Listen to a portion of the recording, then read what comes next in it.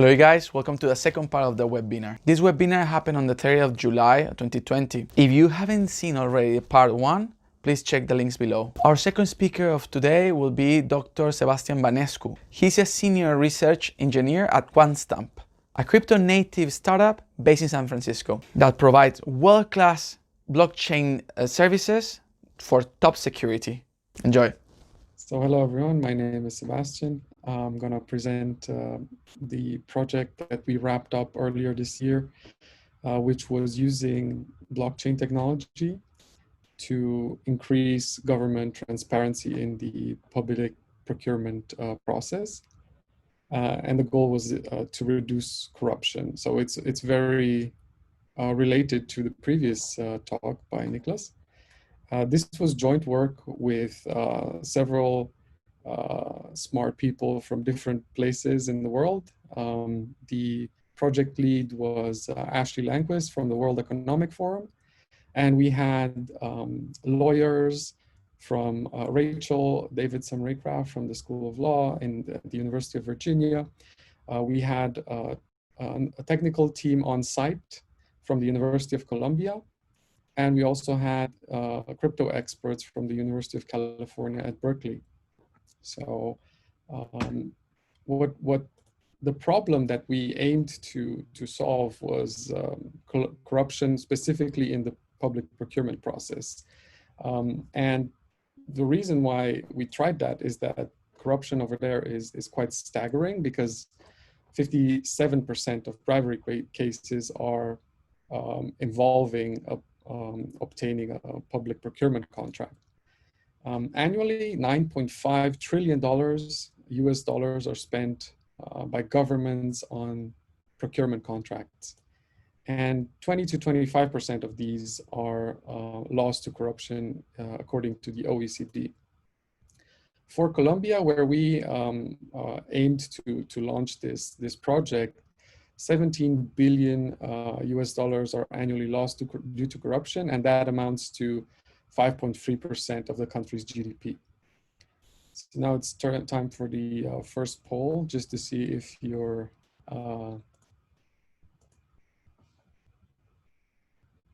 paying attention.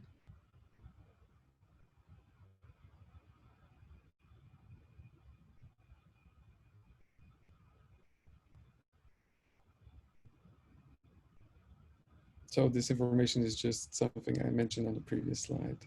Yeah, I see most people got it right. So it's 20 to 25%. The use case was the procurement in the Colombian public school meal program. So this program provides breakfast and lunch to the most in-need children. So those children who may not afford to bring their own breakfast and lunch from home, and their parents depend on this program financially for their well-being, for the well-being of their children. The Comptroller General of Colombia revealed some disturbing irregularities with this program after a study they performed between 2016 and 2017. They noticed that the contractors who had won this contract were purchasing chicken breasts at like 4 times the market price. And even worse, 32 million meals went undelivered. So practically there was no breakfast and lunch for 32 million times in 2016. So those were some really big irregularities, and the Colombian government decided that they needed to do something about it. Just to give you an idea of how the public procurement process looks like in Colombia, you have a planning phase where the RFP is put out, a bidding phase where the vendors bid. After that finishes, the officials evaluate the bids and declare a winner based on some criteria. And afterwards, the implementation where the winner of the bid basically starts providing the services that he promised. And of course, there is or should be a monitoring component where the government checks whether the vendor is actually delivering on the promise. And if not, they should be punished. with fines. And each of these phases, they present challenges and opportunities for corruption, where, for instance, the vendor could bribe government officials that maybe are monitoring them to not report any irregularities, or to bribe in case they want to win a bid, of course. And of course, there's other types of corruption like coercion, bid rigging, fraudulent submission, and bid evaluations, right? So there's a lot of different kind of things that corrupt, that could cause corruption. Now, this initiative to increase government transparency is a partnership between the World Economic Forum, the Inter-American Development Bank, and the Office of the Inspector General of Colombia. And these three entities partnered up and hired world-class experts in this field in order to design a solution. And it was led by the World Economic Forum, the development. Why should we use blockchain for this? Why can't we use something else? Of course, we can use something else, but blockchain comes with some built-in features which lend very well to this problem, to solving this problem. One of which is the permanent and tamper-evident record keeping. So all the bids, the monitoring, the tracking, any comments from the public, they are stored on the blockchain, and no one can just delete them, moderate them, and censor them, right? So this is very beneficial. There's also real-time procedural transparency and auditability, because everyone can see how many bids there are, what the bids values are, who should have won fair and square. Normally, this is all under, it's basically opaque for the typical citizen who doesn't have this kind of information. Since we have used the public Ethereum blockchain to solve this problem, anyone in the world can actually see this information. You can also use the logic offered by smart contracts to automatically evaluate bids. So you can decide in an automatic way who should win. And last but not least, addresses which are generated newly are anonymous, and therefore citizen engagement is uncensored, because anyone who doesn't believe that a certain vendor should have won, they can speak their mind without the fear of any repercussions. Or if anyone monitors, like one of the parents, they can mention that their children has not received their meal without any fear of repercussion, because they cannot be identified. Now, the challenges that we faced during this development was one that we needed to integrate with the official Colombian public procurement systems. So according to Colombian law, these systems should be used in the public procurement process, and we needed to integrate our solution with those existing ones. We also needed to maintain vendor anonymity and bid confidentiality, but only during the bidding phase. So afterwards, after the bid evaluation, everything should be publicly viewable by everyone and verifiable by everyone.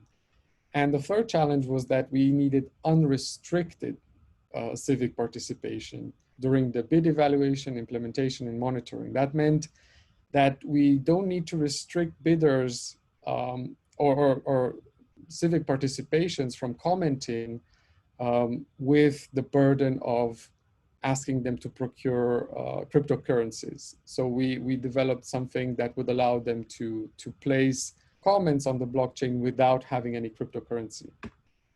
The first challenge, as I mentioned, the integration with the official Colombian public procurement system. You can see here on the left side, we have two systems which are in the Colombian public procurement process. One at the top is called SECOP, and the one at the bottom is called RUES.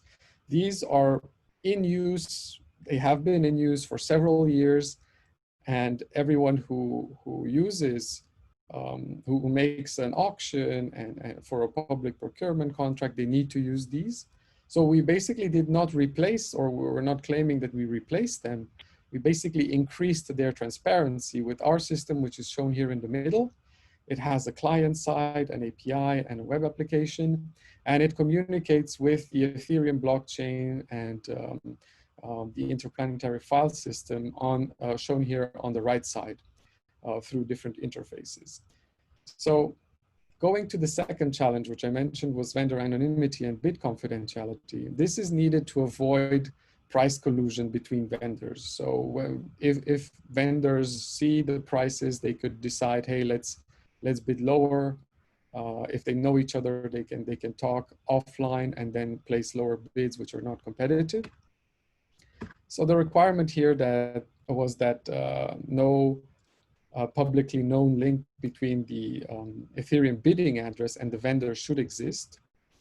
And the bid details should be hidden for all participants until the bidding phase ends, after which they should be public.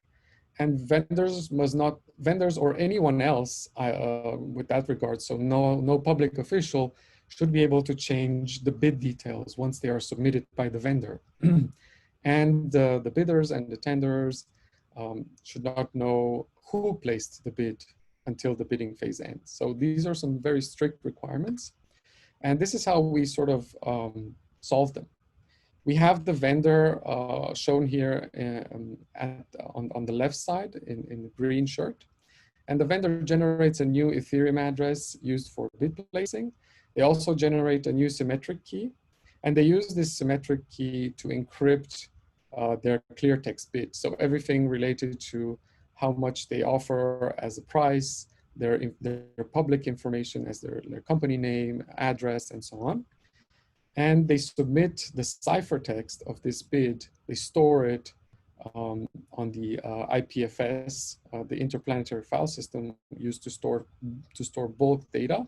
And they take a hash from this reference, from this encrypted bid and a reference to IPFS, and they place it on the Ethereum mainnet. After the bidding phase ends, they reveal their symmetric key so that everyone can basically see the value of their bid. So anyone in the world can take their key and decrypt this bid to see the contents. And this is how we maintain anonymity only during the bidding phase. This, some of you who may have knowledge of cryptography, they may have recognized this is the cryptographic commitment scheme which is being used here. The third challenge was the unrestricted civic participation. So here, we don't want any government officials to be able to censor or limit the voice of citizens that want to object to anything related to the public procurement process. And we want to maintain anonymity and not require those citizens to pay gas fees. So for that, we have developed a web interface, which does not require a participant, a community member, to have an Ethereum address. They can just use the web application, which has a wallet associated to it, which is preloaded with Ether, and it pays the fees for them, right? So they just have a normal website where they place in a comment, and that comment gets stored on the blockchain for everyone to see, and no one can censor it. And due to this solution, of course, there could be spamming attacks where everyone just writes some comments, or draining attacks where someone makes a script and generates a lot of comments so that the Ether is drained from that wallet. In order to solve this, we use classical security measures such as reCAPTCHA, and we definitely have like a filtering mechanisms in place. And now it's time for the second poll, which asks which of the following items was not a challenge presented by the public blockchain for this project. So it was not a challenge.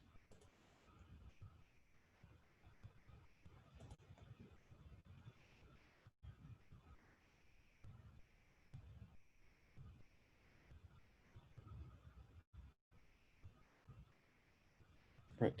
So I see many people wrote vendor anonymity was not a challenge. The third one, actually, the permanent record keeping, that was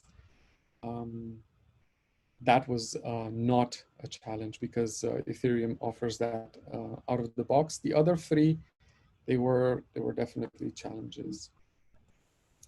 So in conclusion, the e-procurement system that we built has some unique benefits, such as procedural transparency, permanent record keeping, and honest disclosure and monitoring.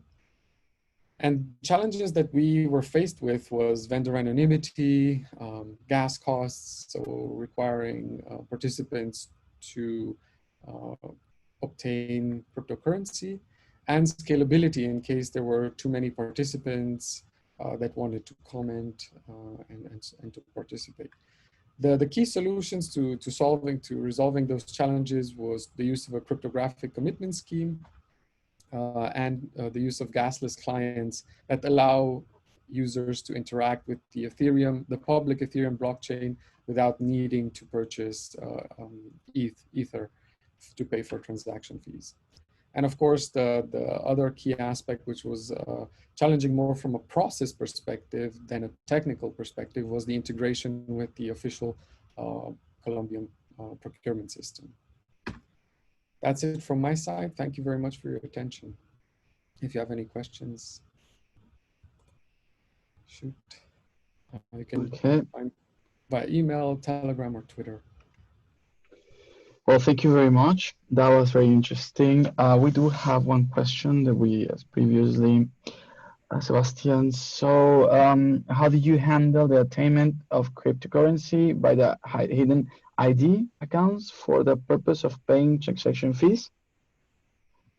Yeah, so the way in which we handle that, again, is through this kind of gasless solution, right? Where we allow the addresses, the vendors to send transactions without actually obtaining cryptocurrency. They can use like a generated address on their own machine, and therefore they don't need to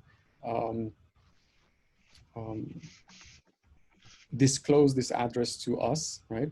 And my hope is that in the future, the purchase of this kind of currency will be seen similar to the purchase of a stamp when you send out a hard copy of the bid, right? So because, to be honest, the purchase of paper, envelopes, stamps, and ink in order to print your bid is probably much higher than the price you need to just send out a transaction with your bid.